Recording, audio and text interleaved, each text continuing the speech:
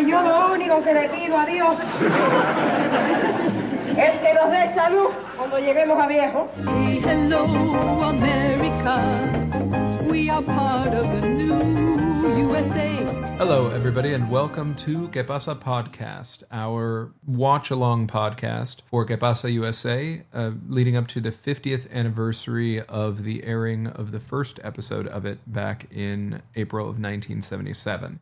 So we are going to be doing this once a week, pretty much every week from the time that we started, all the way up until April of 2027. I am Dani Mendoza, and we are here to talk about episode 2, Ay Abuela. I say we because I'm here with my mom. Mimi Belt, hi. And yes, Ay Abuela. So definitely this being the second episode in this then nascent series, it is very much focused and centered on the character of Adela, the abuela and the family. Adela, viejita, abre la puerta.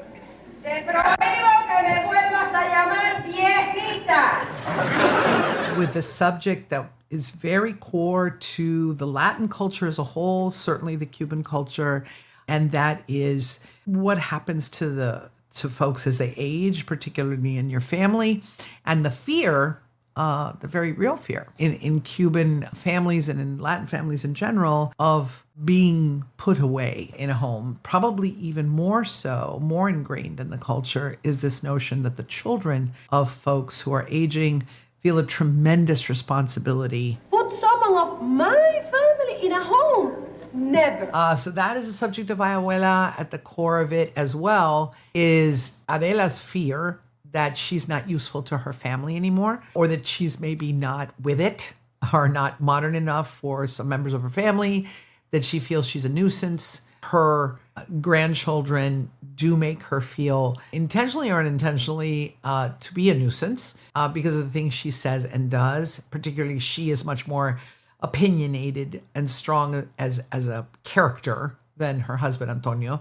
And she takes her matriarchal role in the family very seriously. So she kind of gets in the way of her grandchildren. En Cuba, Juanita jamás se fue para el colegio sin llevar un suéter metido en la maleta, ¿eh?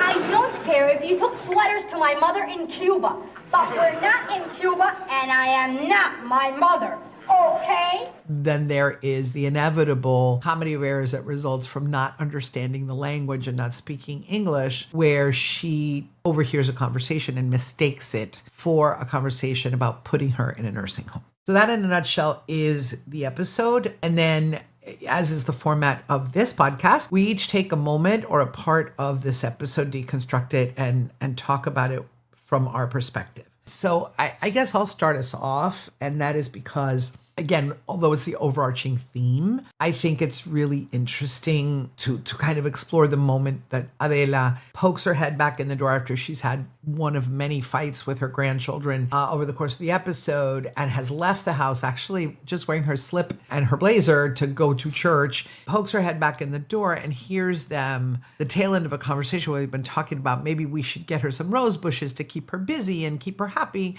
and only hears them say, tomorrow we take her to a nursery. Tomorrow we take Adela to a nursery. Magnífico. Mañana por la mañana llevamos a mamá a un nursery. In her mind, a nursery is not a place where plants live. It is a place where old people are put away. She mistakes it for a nursing home. So that is toward the tail end of the episode, but it really is where the conflict culminates and is the moment for me that is at the core of what is a big no-no in our culture, and that is to have your elderly live somewhere other than in your home. With that, I don't know, Danny, what your takeaway was from the episode, if it was different or the same as mine. Well, I think to that point first, before we go into what I wanted to highlight as a separate moment that we could talk about independently and then, in combination with the one that you brought up, that moment that I think it was Joe brought up, that it's a bit of a, didn't use this language, but it's a bit of a privilege to be able to do that not everybody can afford to do it, right?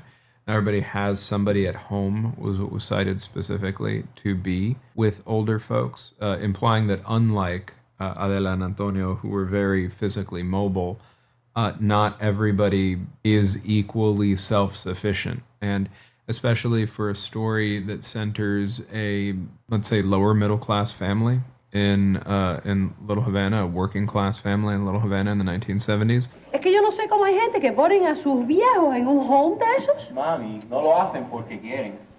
It's just that sometimes there's no one left at home to take care of the old folks. Part of what they benefited from was the multi-generational nature of the family, split a lot of the domestic labor across the generations. That's how the episode ends, is with the grandchildren telling their grandmother to relax and then instantly coming back with, hey, can you fix this for me? Hey, can you fix this for me? And then coming out like, oh, we give you a kiss and a hug. Ha, we love you. But you know what? They really do want her to fix it, right? So like it's definitely... she's definitely useful, and they're not just doing it to make her feel useful, but the reality is she is useful in a lot of different ways. The kids were, particularly Carmencita, very immature in this episode by design, right? That was the point of it. And Carmencita was downright cruel. She's always in the way and making my life miserable. In that situation, it was wonderful to see from an anti-ageist perspective what was a depiction of an incredibly well put together, strong-willed, fully vibrant person in the person of this abuela, where to my mind it feels ridiculous, the idea that anybody would put her in a home, because she doesn't need it, right? She doesn't need the assistance. She just needed to be acknowledged. She needed to be connected with as a person. She needed to not be treated like a prop or an afterthought. It wasn't her who really needed to change, even though her misunderstanding drove a lot of the drama here. The truth is the family was not treating her the way that they should, even though they had her in the house. And one of the things that I find interesting about that is, so they're acting out of obligation to some degree, theoretically, so she thinks, right? And I think that's really interesting because Adela and Antonio are Juana's parents. Right. And a lot of that sort of obligation, that sense of duty comes through when Juana says, Put someone of my family in a home. Never. And I think there's a lot of love in that statement as well. It's not all obligation. But what I found really cool about this was that the sense of obligation definitely was the undertone there when Juana said, I would never dream of putting my parents anywhere. Yet it is Pepe, not their son, who sits his children down and says, you need to be respectful to your grandmother. Sea la última vez que te oigo gritarle a tu abuela. Pero, papi. ¡Silencio! Yo quisiera saber lo que ustedes se creen. Older people you have to respect. And I find that just lovely and brilliant because he is the one, and Juan and Pepe never get in the way of Adela. Do not mistreat her. It is her grandchildren who make her feel like she's in the way, to the extent that at one point they're laughing at her because she's listening to the radio, she's interrupting their studies, and they find the novelas she's listening to ridiculous, but then she starts to comment on things, and Carmen basically says, you know what, you're always in the way. And she says, yeah, I'm always in the way. I'm always a bother. Why don't I just pick up my things and go back to Cuba? And Carmen says, what's stopping you? Ya sé que yo aquí siempre estaré fuera, estaré out. Por eso no quisiera otra cosa sino recoger todos mis matules y marcharme a Cubita linda. ¿Y quién te está aguantando? That's really the detonator. To where, really to the point that's why Adela walks out into the world half-dressed. And Velia did an incredible job. I mean, such grounded performance. You know, it was really, because this is a very heightened show and deals with heavy topics, but typically in a very light way. And she really delivered a moving performance there. Tienes mucha razón. No me está aguantando nada. Por eso me voy.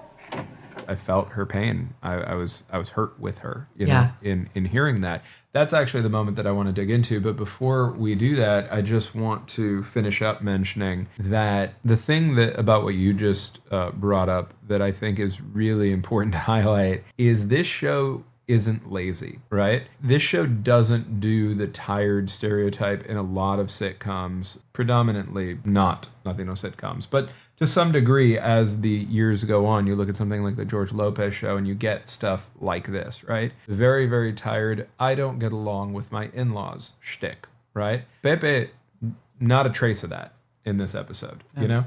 Pepe was actually, there's a moment that sticks out to me where Velia comes out a little bit later in the episode. Spoilers here, but I would imagine spoilers for all of it. Please, if you're not aware of this, watch along the episode before you listen to these rather than afterwards, because we're talking about details of the show as we're going. But later on in the episode, Adela comes out with a wig on, looking much more moderna, wearing clothes that are much more modern. It's a callback to a joke earlier on where Barbara's grandmother was very like hip and with it and would drive on the highway all the time at 76, like going to like dance across town, and her friends, you know, Carmencita and Violeta were impressed by it. So they're impressed by that, right? But then they don't treat, you know, Carmencita doesn't treat her own grandmother in the same way. Violeta doesn't seem to be nearly as cruel or spoiled as Carmencita, but does speak of her own grandmother as a nuisance later and talks about, oh, we got her a rose bush, so now she bothers the rose bush instead of me, which is funny and also sad, right? Because it's just a person who's like a real person who still has a lot to contribute to the world, who is talking to plants because the people in her house don't want them to talk to her, right? That's not great either. But yet they're really impressed with cool, Sharon's grandmother, who's Americana. And I think that's part of what this gets at, because the moment that I wanted to highlight was the moment that you just described, but before everything blows up, when she's just trying to listen to her stories. You know what I mean? She's just in the kitchen, Adela, trying to listen on the radio. Ay, abuela, ¿cómo tú te empujas a esos dramones tan picudos?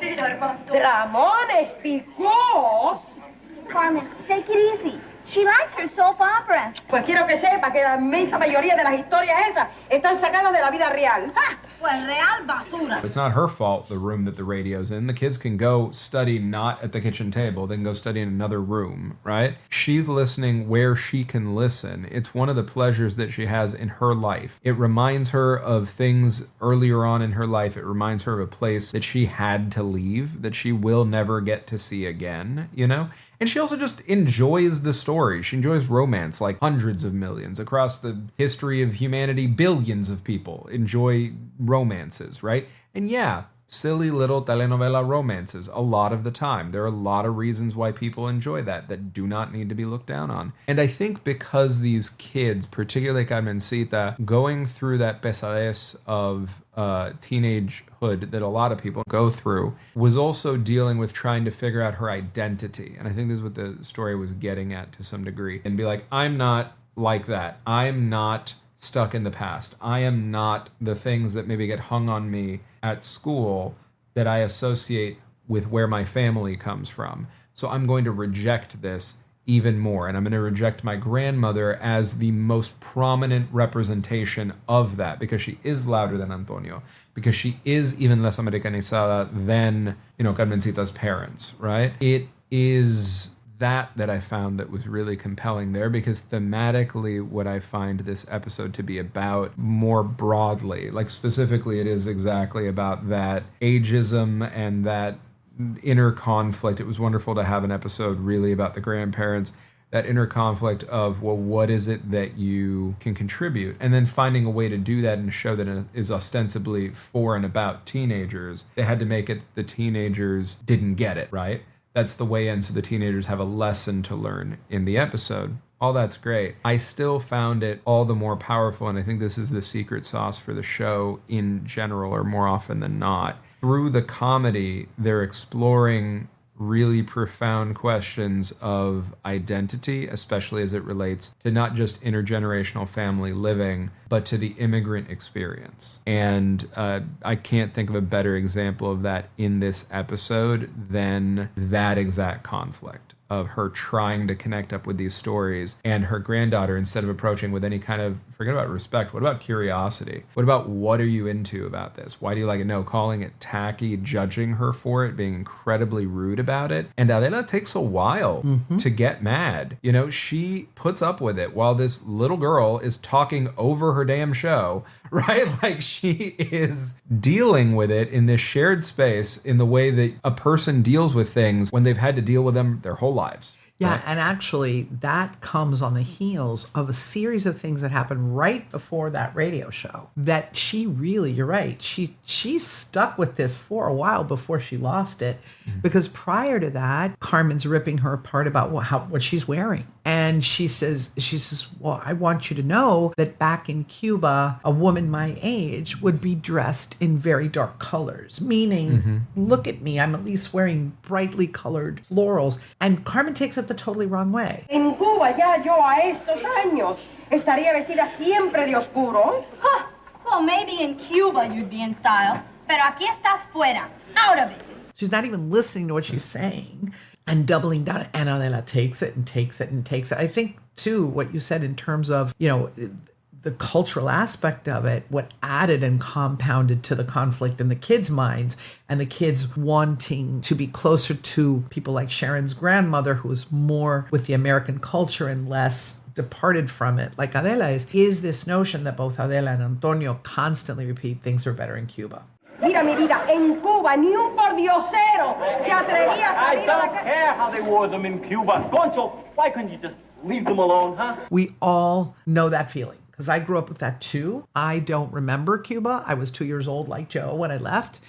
And all my life I heard about how eggs tasted better in Cuba, the moon was brighter in Cuba, literally everything was better in Cuba. And you begin to unconsciously or even consciously reject those statements because you cannot relate directly to the experience that they had. And then it just becomes, oh, sure, everything was better in Cuba. The irony of that, because I remember hearing about that more from you and your generation than directly from the people doing it, because my grandparents that did that to you all the time did it far less to me. I think by the time they reached me, y'all had pushed back so much that they were like, they were already out of practice with it, or like keeping it to themselves more, or they phrased it differently.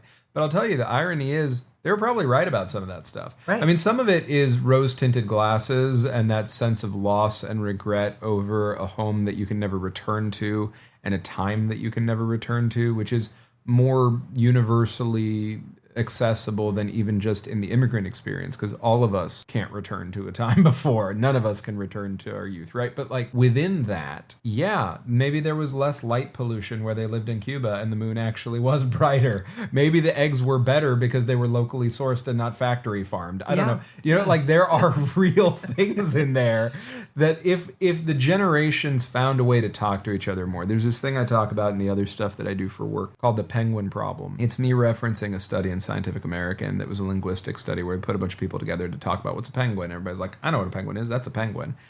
Turned out they had a 12% overlap on average in how they defined what a penguin was, because language is imperfect, right? As much as it is an expression of human genius. And I think that's part of what this episode gets at on multiple levels. Intergenerationally, it gets at we're not hearing each other. We're talking past each other. If they could just calm down a second and actually hear each other, and not be so wrapped up in their own shit. And this is much more Carmencita than Adela, because Adela was trying. It's really Carmencita being so wrapped up in herself. And Joe to some extent, too. Joe to some extent, but honestly, in my mind, Carmencita was the villain of the episode, because Joe was more like randomly reckless, but still showed affection for his grandmother consistently. Even when he would complain about stuff, it had like a jokier tone, but she was really mean to her grandmother. One of my favorite moments of the episode was when her grandmother mocked her back to her face. Abuela. Desagradecida. Because it was just, there was so much build up to that it was so cathartic to be like, yeah, that's what you sound like. Do you like that? No? Okay, stop. Like that's... Yeah. Yeah. No, and I think, we'll see over and over, because we think, well, why, did Adela put up with this? The obvious reason, because she loves her family. The other part of it is she's also trying to establish her value to the family. She gets to the point where she is even doubting. Antonio tiene razón. Me estoy volviendo una vieja entrometida. Am I useful to this family? And yet she's core to this family. And just her grandchildren in particular don't realize it, because I don't think there's a single moment that Pepe doesn't realize it. And I don't think there's really a moment in which Juana doesn't. But the kids are so wrapped up in, oh my God, my grandmother brought me a sweater to school. How embarrassing. Or, oh my God, she got in the way of this other thing. That they let those trivial things get in the way of the larger issue, which is we would depend on my grandmother to sew this button or to cook this meal or to do this for us, or what would we be doing? And there is a real biological developmental cause to be fair, for Carmencita overreacting to the sweater thing, right? Yeah. Because that part of the episode, if any of you haven't watched this episode recently, is what kicks off the conflict with her grandmother, that she's mad that her grandmother brought her sweater to school. Her grandmother was just like, I always used to pack a sweater for your mom when she went to school, no matter what temperature it was, to make sure that she wouldn't catch cold, and I was worried about you. And she's like, you embarrassed me. That might actually be the part where Adela should have listened more, because the reality is she did embarrass her. It is a different cultural context. It's not okay. I would argue it's not actually about keeping Carmencita safe at all. It is about Adela feeling useful. That's Adela being insecure and letting that insecurity harm her granddaughter. Fair is fair, right? So I thank you for pointing that out. I do think that also speaks to something else that I think the politics of the creators would align with, and certainly I take away from it, which is that anybody, especially folks who are a bit older in age, but anybody should not feel, especially in their families, as though they are only worth what they can do for people. Yeah. Right? They should understand and be secure and trusting in the idea that if tomorrow they couldn't do anything, they would still be loved for who and how they are. Mm-hmm. And the people who love them would still want them to be there with them, would still want them to share the time with them, would still want to hear their stories, would want to help take care of them because they love them, because of who they are, not because of what they do. Because I do think she ends the episode still in a place where when the kids try to reassure her, the bueno, they're doing so by showing her she's useful by giving her stuff to do. Well, it's also because, in a way, they kind of take it for granted that she's that person that does 100%. that.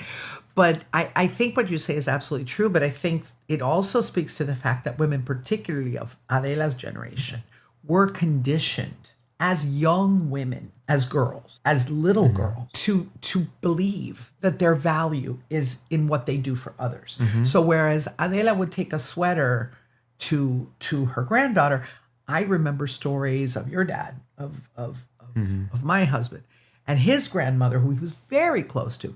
She used to make a full-on meal. Forget that peanut butter and jelly sandwiches. She would make a full-on meal for him to take to school. And if he forgot it, she'd take it to him. And nobody, I think in that moment, it's such a strong urge to do right, to do what you're supposed to do, that you don't even realize it could be embarrassing for that kid. Well, right? It's intergenerational trauma. That's what I mean when I refer to the insecurity, right? That's not even a criticism of her, because you're right, it's systemic. But it is intergenerational trauma because so many femme folks over the generations have been made to feel like, well, if I don't do things, then I'm worthless. If I can't take care of everybody, what good am I? Notice, Antonio didn't freak out about all of this. Antonio wasn't running around feeling like, and look, a retired person who worked out in the world all their lives has their own set of reasons to struggle with the same general sort of idea. But in this particular episode, Antonio seemed fine. Do you know what I mean? Like, Antonio was okay. Well, she actually lumps retired. him in the police report. Yeah, put him in there too. Like, what? Mamá y abuela. Esta es la familia desagradecida que no me quiere. Arréstelos a todos. Ustedes son los culpables. Y ponga ahí también Antonio. And him too. The police is saying all the bad things that her family did. As we're getting close to wrapping up, I do want to point out that was my other favorite joke alongside Adela mocking Carmencita, because seriously, I felt that in my soul, right? Yeah. I watched her do it and I was like, yes, Jamaica, shut up. You know, like, this is not okay how you're treating your grandmother. But on top of that, when they had that nice little reversal, because comedy is so much about reversal so often, right? Of expectation. So you have the grandmother being brought back by the cops, and the expectation that is set up, as I understand it at the time, is, oh, it's because she was like lost out there, or because, you know, she needed help getting back or what have you, because it's a lot of what you see in those kinds of stories. It's not that at all. She's like, them, officer, go after them. They're the ones who hurt me. And then I gotta give a shout out in the 1970s for it being a black female officer, because that was obviously a deliberate casting decision. Who spoke on their Spanish, part. by the way? Who spoke Spanish well enough? You know what I Yeah. mean? I don't think was supposed to be Latina. No, but not at made the effort to learn to speak that language, which I thought was a cool thing to throw in there, just as like a subtle aside for whoever picks it up and whoever doesn't, right? But to have this person in this position of authority who is also then standing up for somebody outside of their immediate culture, using their language to connect in that way, being very responsible, and then telling these strangers, like, what are you doing to your grandmother? La tratan tan mal que tenía miedo regresar a su casa. La obligaron a ver una película de Cantinflas 5 veces. What was Antonio doing? His wife was upset. People were disrespecting her. And then How he's is he saying not? she's confused. She's not confused. She's pissed, and she's understandably pissed. Yeah. Like, she's no, much she's more not attentive. confused. By design, she's much more attentive than he is, generally Yeah. speaking, right? He's much more, I'm relaxed. I don't want anybody to bother me. I'm going to read my newspaper. I throw out these little zingers, and then I go to sleep. You know, like that's his general vibe, at least at this point in the show, right? Déjenla, muchachos, déjenla. Que cuando la abuela se pone cabezona, ni San Juan Bosco puede con ella. But remember, it's never been on Antonio's shoulders to be the one to make the cafecito, make the dinner, Yeah. iron the clothes, Yeah. etc., etc. Exactly. So he's allowed to relax, whereas she is made from a very young age, to your point, to feel as though there is a moral failing in her relaxing. And that is terrible and not what anybody deserves. And I'm glad that almost 50 years ago, they dug into this in this way. I think that there are things that they did in this episode that are more modern and progressive and forward thinking than when it comes to the intersectionality of all of this, right? Than a lot of shows have done self-consciously since, right? Honestly. There's a lot of great work out there done by a lot of great people who have gone further with this and done a better job. But I was really impressed with this episode in that context, how much they were able to achieve with that. And I have to imagine, you can tell me better than I can, because I barely knew Velia. She died when I was very, very young, and I wasn't around when the show was made. But knowing how good Velia was at her job, knowing how experienced she was, I mean, easily the most experienced person on the team, right? As I understand it. Yes. She Triple threat. Right. She and a strong personality. She respected the work of the writer tremendously. Everybody's job. I'm sure the same with the director and what have you. So I'm sure she wasn't out there just like changing lines willy-nilly. But it's hard for me to imagine that, especially given how young Luis was at the time, and I think he would say the same thing, that she didn't bring more dimensionality to what he wrote, or maybe he turned to her on some of that. Because how could he could look to the people in his life who know that, maybe talk to them about it, but it could not have possibly been a part of his lived experience then. No. And I would guess that he would agree with that, because even in the conversations he had with you, Luis said on many occasions that at the table read, Velia would throw in lines or say, no, I wouldn't say it this way, or my mother wouldn't have said it this way. This is how. And so a lot of those idiomatic expressions, a lot of the zingers in Adela's case came from Velia. You know, in Antonio's case came from Luis. Okay, no, in the role of Antonio, he also added his own zingers, but Velia would do that quite a lot. And Luis Santero was a very generous head writer and would certainly welcome all that was true and genuine and fun and funny. And so he did welcome her contributions to it. So I think a lot of Velia and her insights are in this one in particular, but all throughout the series itself. So I know we're at time. And for my part, I will just throw in a fun fact here why this particular episode struck me after rewatching it after so long. All of the series is about intergenerational family and this family living together under one roof, which is not as common even in the Latino culture anymore. But I will say it rang true, especially true for me in terms of the fact that a family can live together in 3 generations, because that's what we're doing now. And that also came full circle for me. So I just wanted to say it was very personal in that sense, but it's definitely a great episode to watch, not only for all of its messages, but God, it's funny. It's really, really funny. Well, and I'm married to a Pepe Peña in the sense that it was actually my wife's idea first for us to come and live together intergenerationally, which is really lucky that my parents and my wife get along so well. And obviously our daughter, I think I might have mentioned this already, but if I didn't, our daughter is very, very young. So a lot of the stuff that's depicted in the show is in some way ahead of us, right? But it was really important to us that our daughter have community in her life in a meaningful way, in a way that a lot of families in the context of modern living simply don't have, right? It's something that myself and my wife benefited from a lot. The presence of grandparents loomed large in our minds and in our lives for a long, long time. In my case, I was even lucky enough to have great-grandparents for a ton of my life, be a huge part of my life into my 20s. So that is a way of connecting up to one's history when you're not like Carmencita in this episode, that is irreplaceable, you know? There's a bond that grows out of that is unique to anything that you experience in life. And I can tell you, even just, you might even be able to hear in the background, we record this at home, folks. Even just my daughter, who's at the time of recording this about 17 months old, is already so much more herself because she gets to be around her grandparents as well as her parents all the time, right? And sees her other grandparents and sees other family as often as we can. There's just no replacement for that.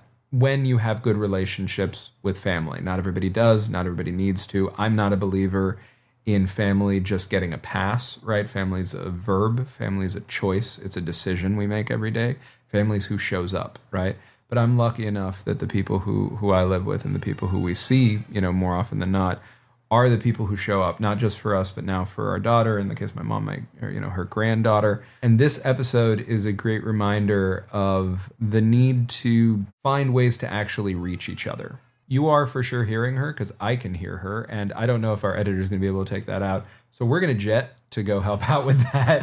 But we will see you in the third episode. Watch Ay Abuela if you haven't already, and we will see you next time on Qué Pasa podcast. Thank you. Thanks. Bye. ¿Qué pasa? ¿Qué pasa? ¿Qué pasa?